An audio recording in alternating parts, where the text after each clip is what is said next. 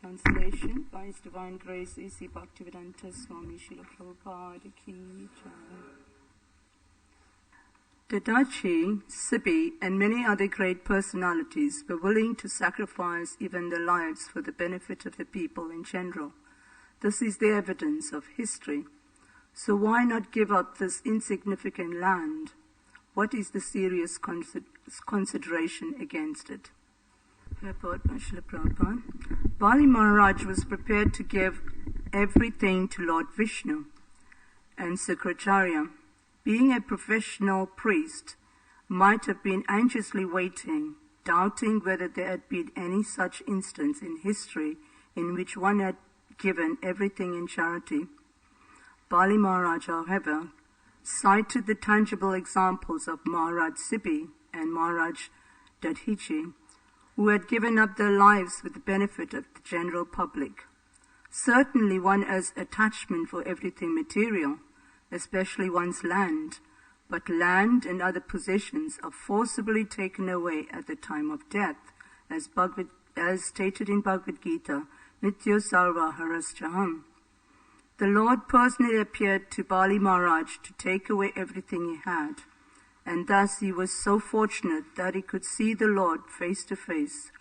Non-devotees, however, cannot see the Lord face to face. To such persons, the Lord appears as death and takes away all the possessions by force. Under the circumstances, why should we not part with our possessions and deliver them to Lord Vishnu for his satisfaction? Sri Chanaka Pandit says in this regard, Nanimiti varam tyago vinasi niyati sati.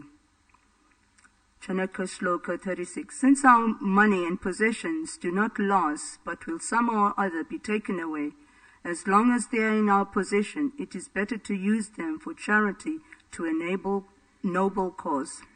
Therefore, Bali Maharaj defied the order of his so-called spiritual master. Om Jnanatimirandasya Jnananjana Salakaya Chaksuran Malitanjena Tasmai Shri Guruve Namaha Shri Chaitanya Manobhistam Stapitam Jena Bhutale Swayam Rupa Karamayam Darati Svaparantikam Vandeham Shri Guru Shri Yata Padakamalam Shri Guran Vaishnavamscha Shri Rupam Sagrajatam Sahagana Raghunatam Vitam Tam Sajivam Sadvaitam Savadutam Parijana Saitam Krishna Chaitanya Devam Shri Radha Krishna Padam Sahagana Lalita Shri Vishakha Vitamscha He Krishna Karuna Sindhu Dina Bandhu Jagatpate Gopisha Gopika Kanta Radha Kanta Namostase Tapta Kanchana Gorange Radhe Vrindavaneshwari Vishabhanu Sutta Devi Pranamami Haripriye Vanchakalpa Tarubhyascha Kripasundhu Bhyevacha Patitanam Pavanibhyo Vaishnavabhyo Namo Namo Shri Krishna Chaitanya Prabhu Nityananda Shri Advaita Gadadara Shivasari Gaura Bhakta Vrinda Hare Krishna, Krishna Krishna, Hare Hare, Hare Rama, Rama Rama, Hare Hare. So, like always, we take the blessings from all the Vaishnavas present here to give some inspiration, to say some words on this very exalted book, the Srimad Bhagavatam, who is no different to Krishna himself. So, with my meager intelligence, I should try and say something.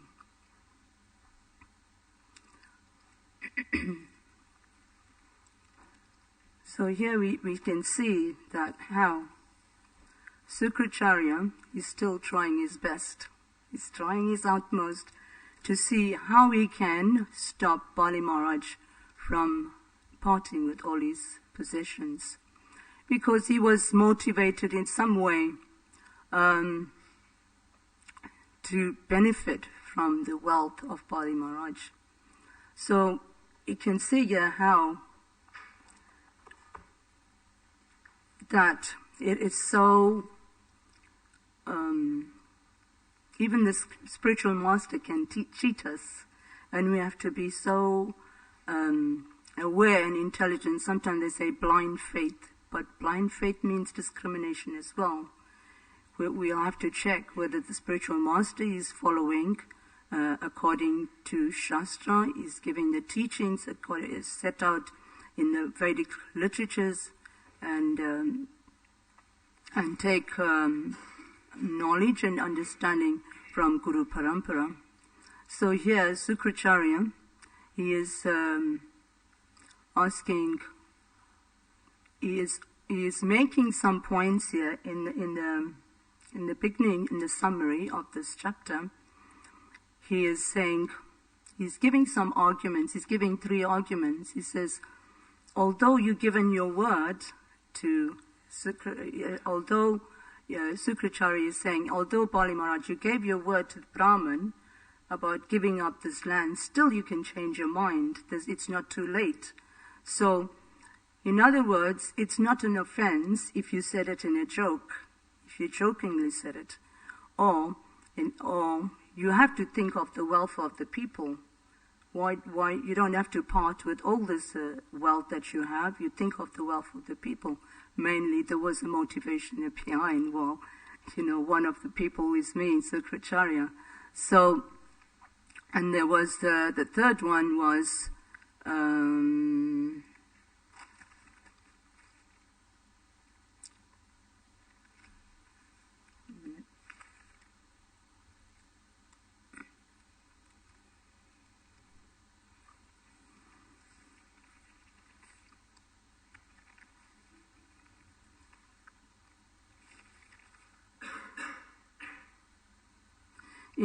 Response to the first one, it was said in a joke, response to danger in acting for the welfare for others. So these are the 3 things he's using as an argument, and he's anxiously waiting for Bali Maharaj to change his mind, because he's thinking there's no other king or saintly person who has given in everything, in all his possession in charity. And he's hoping that Bali Maharaj won't remember anything. But fortunately, Bali Maharaj was very saintly. Although he was born of a demoniac family, still he had a lot of intelligence. He knew Shastra. So he knew that he knew some great saints and kings that have given in charity. Normally, the kings and kshatriyas, they would completely work for the welfare of the citizens, sacrificing their own life. So here, Bali Maharaj is giving the example of Dadichi. So Dadichi was a very great sage. One time, he was asked by the Ashwini Kumaras for imparting Brahma Vidya, knowledge of spiritual matters. And Dadichi was very eagerly wanting to impart knowledge. This is the compassion of and the magnanimity of exalted personality. They always want to impart knowledge for those that are lacking. So in this way, when the Ashwini Kumaras begged Dadichi to impart some Brahma Vidya, some spiritual knowledge, then Lord Indra intervened. So he came and he said, no, you shouldn't be imparting this knowledge to these little boys because they are just physicians. They got knowledge only about material things, so you can't impart spiritual knowledge. So because the boys were so eager to understand about spiritual life, then they said to Dadichi, look, we're so eager to want to know about this Brahma Vidya. Please, what you can do, they gave him some advice, what you can do. Well, before that, Lord Indra said, he threatened Dadichi, he said, if you impart knowledge to these Ashwini Kumaras, then I am going to chop your head off, going to cut your head off. So the boys listening to this, they said to Dadichi, please, what you can do is replace your head with the head of a horse. This is inconceivable. I mean, therefore, it's explained that only devotees that have faith in Krishna and accept Krishna as the Supreme Personality of Godhead should be reading these books, because it's inconceivable. Chop a head off and replace it with a horse. Could anyone in the material world, without knowing about Krishna consciousness, understand this? One time, my husband's brother, he read Krishna books. Somehow or other, he chose Putana, the story of Putana. And then he came across when Krishna sucked the life of Putana, and then when she fell, she fell like 8 miles. She was like dropped, all the trees were falling. She was like 8 miles long. Everything was falling. And then we went to visit, but he had read Krishna book. So when we went to visit, he said to us, "What is wrong with you guys? Are you seriously saying that you believe in these books? Can anyone, be 8 miles long, fall 8 miles long?" And he said, "You guys in cuckoo land." It was just, he couldn't believe. So it's so important that there's no blasphemy when we're reading this book. So what happened was, when the Ashwani Kumaras asked Dadichi to replace it, he agreed. He agreed because he wanted to give knowledge. And if someone is eagerly want to hear, then the speaker feels more happy to impart, knowledge. If someone's here, if you're talking to somebody and they're all over the place looking around, then you try to conclude your subject as soon as possible, because the person is not interested, and you don't pursue with whatever you have to say.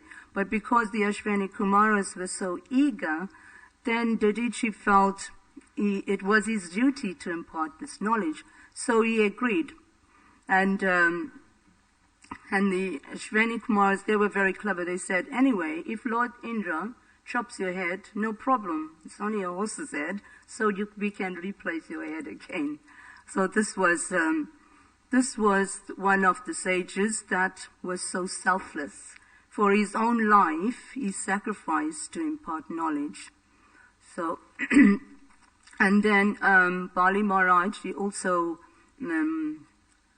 used another example, Maharaj Sipi.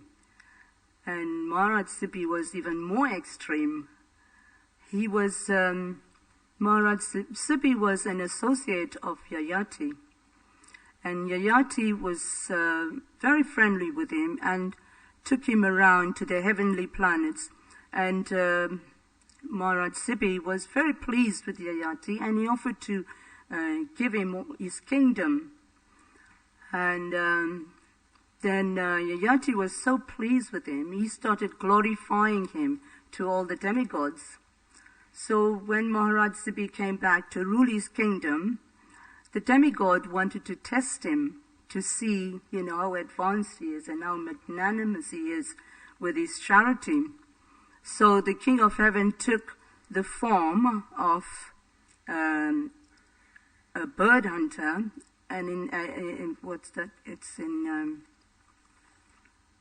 I think it's 6.452 in Srimad Bhagavatam.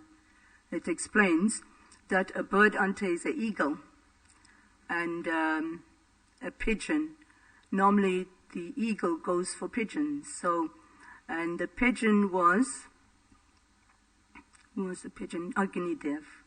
The pigeon took the form of Agni Dev, and King of Heaven was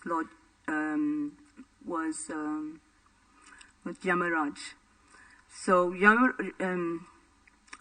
Maharaj Sipi became very friendly with Yamaraj as well. So anyway, while he was ruling his kingdom, this eagle was flying to get hold of the pigeon, and the pigeon fell on the lap of Maharaj Sipi. So because he was very protective to all living entities, be they animal, human beings, all living entities, he was he was caring about the wealth of this pigeon. So, and then the eagle came to get the pigeon. And then Maharaj Sibi said, no, you don't need to eat this pigeon. I'll replace you some other flesh so you can be satisfied. So this eagle said, no, I want this pigeon that you have on your lap. So Maharaj Sibi said, okay. He said, if you don't want to give me the pigeon, then you have to give me your flesh, exactly the weight of the pigeon. So that's a bit extreme, isn't it? So, and then Maharaj Sibi agreed. So he's actually cutting off his flesh from his body to the weight of the pigeon that was in his lap and offering it to the eagle. And he continued doing it. Because this was a test, then the pigeon, through its mystic power, became heavier and heavier. And then in that way, he was cutting more and more flesh, trying to match the weight of the pigeon. In this way, the demigods were very, very pleased with him. And then they showed their true form. This way. So you can see how the great sages, because they have so much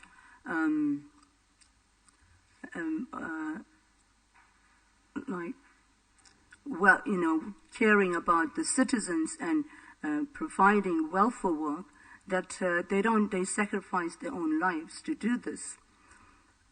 So Prabhupada explains in a purport in Bhagavad Gita that Krishna says in Bhagavad Gita, Sarvadharman 1866, Sarvadharman parichacha mamekam sharanam vraja aham tvam sarvapapibhyo mukshasiyami masacha. So he says, just like how Krishna abandons all varieties of religion, and Krishna says, abandon all varieties of religion and surrender to me. Just like that, the king or a great sage or saint, he is a representative of Krishna. So he should also surrender all his wealth, all his possession for the welfare of the people, like that.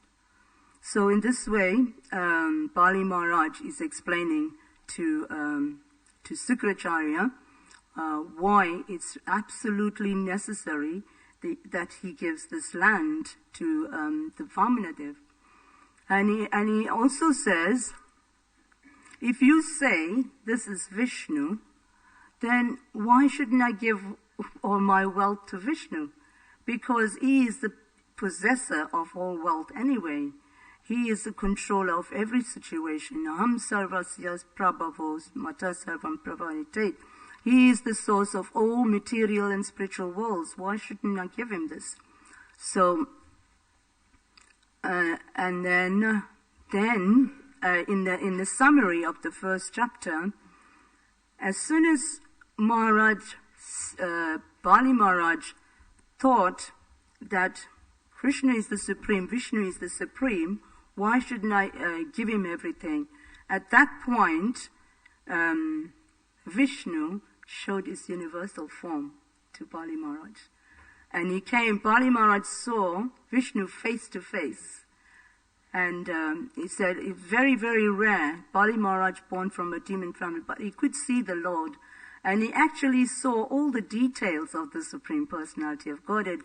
He saw the garland on his neck. He saw the yellow garments that he was wearing. He saw the crown.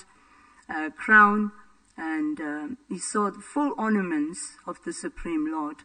And he was very, very pleased with this.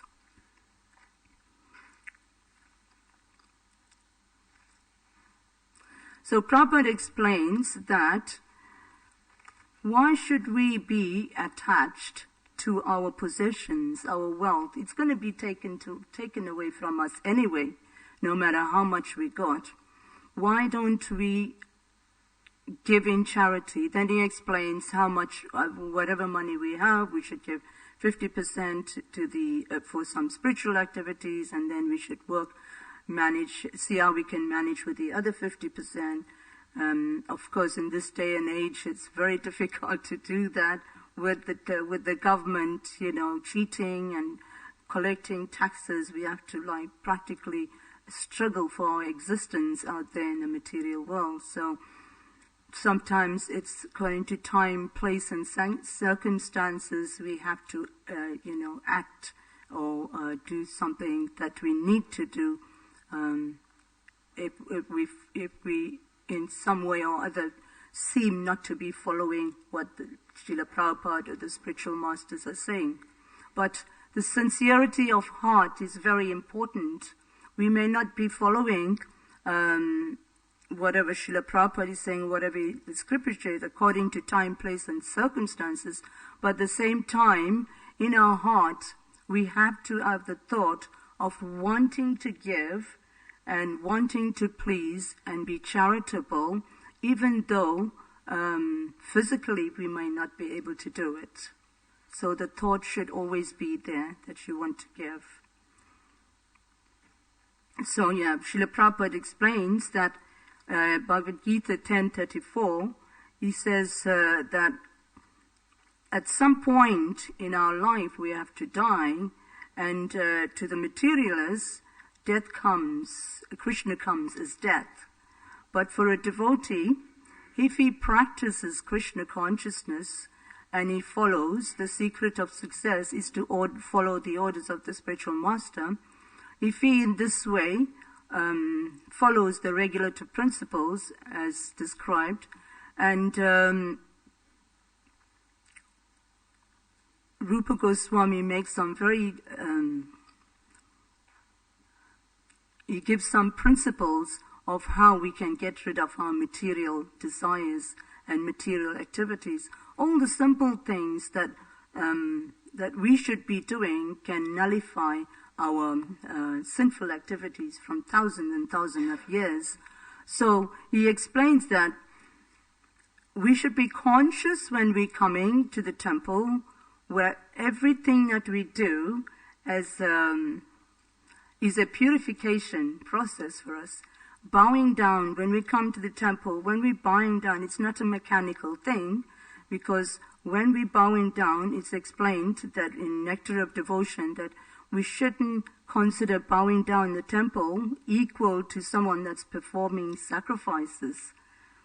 It's not equal. It's much superior to bow down to the Supreme Personality of God, superior than for performing sacrifices. Also, dancing in the temple, there's beautiful explanations here given about how one can, get rid of sinful life. I'll just name a few. To avoid blasphemy of devotees, it's explained if someone hears and remains in the same place, if someone is blaspheming and you remain in the same place, he loses all his pious credit. So, and tilak and beads, if you're wearing tilak and beads, its presence actually purifies the world. If someone sees you with tilak and neck beads in the street, they look at you and they're thinking, who is this person? Then they want to inquire. It actually is a purification process because you start off someone's life. And then accepting flower garlands. Sometimes if someone just gives us a garland, you think, oh, thank you, I'm getting special mercy. But what is that special mercy? We don't really think, we don't really look at the significance or the meaning of all the little things that happen in the temple. So we should wonder what is the significance of having garland, bowing down, ringing the bell, dancing, chanting, clapping hands. All these things have a significance in our life, and it's slowly and slowly purifying our existence of all our sinful activities from previous life and also from this life as well. So accepting flower garlands and saintly articles articles conquers material energy. Actually, when we accept all, it actually conquers material energy. And when we're dancing in the temple, burn sinful activities accumulated for thousands of years. So everyone should dance in the temple. When we're dancing in the temple, thousands of years, that's a long time. Well, it depends how much enthusiasm you put in your dancing. If you're chanting and you're dancing, it's explained, Rupa Goswami explains that, thousands of birth.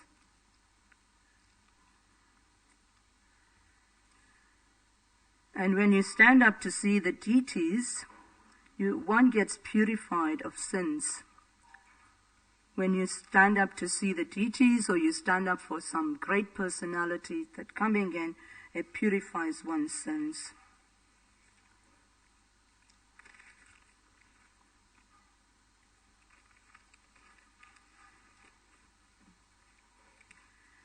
So Prabhupada says that in 1034, he says, like, everyone has to die, and we go through different changes.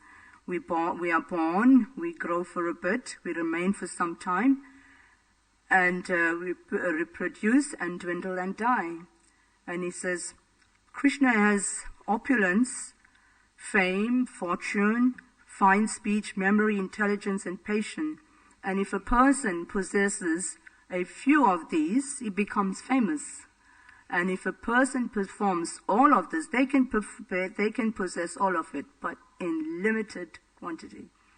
It cannot be in full. So, and if they possess these qualities, they'd be very, very elevated and very, very famous, but they have to die. So, no matter how much opulence you have, how much positions you have, how much fame, whatever the case may be, you still, at the time of death, Krishna comes and takes everything away. So,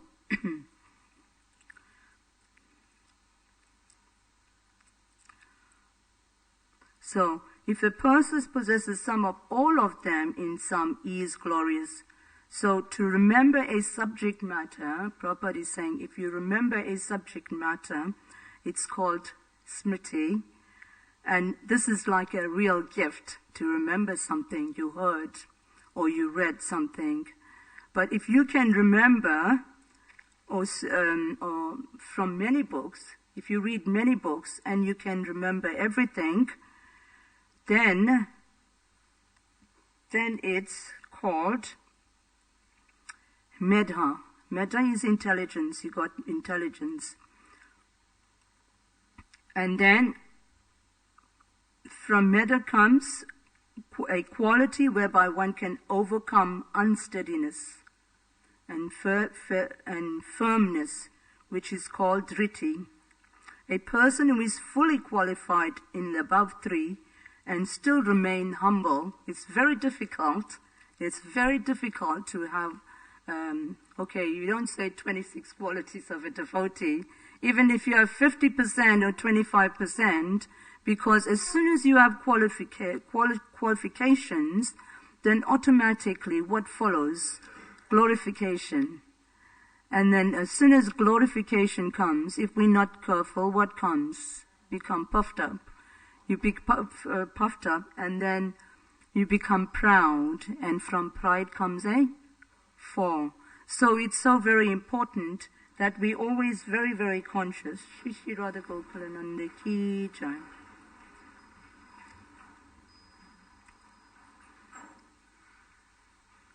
So when a person is humble and gentle, in spite of all the qualities that he possesses, then he develops the opulence called patience.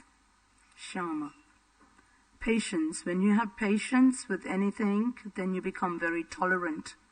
When you're tolerant, then you become humble than a blade of grass, then you develop humility. So in this way, it is very difficult, but Prabhupada explains that gradually we have to work towards this. If we don't practice, Prabhupada said, practice and make it become a habit. And once something becomes a habit, then it becomes second nature. So practice, let it become a habit, and once it becomes a habit, it becomes whatever we practicing becomes second nature. Like if you're rising at 4 o'clock or 3 o'clock in the morning, if you're doing it over a long period of time, you wouldn't need an alarm clock anymore. The body becomes your alarm clock. At that certain time, your sleep breaks and you rise. Like Mother Kulangana, I don't think she needs alarm clock. She just sleep breaks at a certain time. She rises, very regulated. So like this, anything that we practice, we come to the morning program, we come to Bhagavad. If we do it, really, really steadily, Krishna will help, and he promises this. He will help us. Manmana Bhava Mad Bhakto. Always think of me, become my devotee, and worship me with all your hearts. You will come to me without fail. I promise you this, because you are my very dear friend. So he's calling us time and time again. And then Prabhupada says, knowledge comes from instructions, knowledge comes from books, knowledge comes from the spiritual master. We got Guru Parampara. We go by descending knowledge from Guru Parampara, not ascending knowledge. So if we take the humble position, then we are safe. I must start anything. Yeah, in this purport, it explains that Bali Maharaj was a professional priest. So I was looking, what's the meaning of professional? Why is a priest professional? And one of them, it was quite significant meaning. A professional is one engaging for gain or livelihood in an activity or field of endeavor.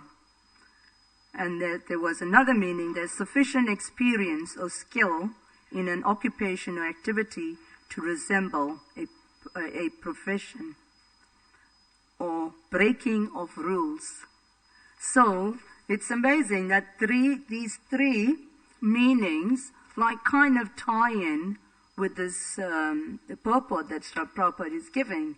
So the first one is engaging for his own livelihood. Sukracharya was actually thinking, if Bali Maharaj gave everything to the Supreme Lord, then, which means I can't get anything, I can't have a disciple that doesn't give me dakshin or give me something in return for the knowledge I'm imparting. So livelihood or activity, and he was wondering how he was going to survive, which means he wasn't totally and utterly dependent on the Supreme Lord for his maintenance. And then sufficient experience or skill in an occupation or activity.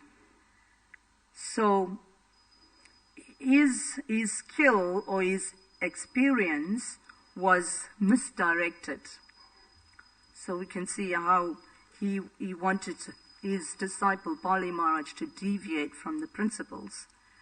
And he was actually breaking the rules. That's one of the meaning for professionals. Sometimes they break the rules, and we can see here Bali Maharaj, Sukracharya was actually breaking the rule in one sense, although he was using arguments, giving reasons why he shouldn't part with the land. So we'll stop here. We've got 10 minutes for discussions or questions or whatever.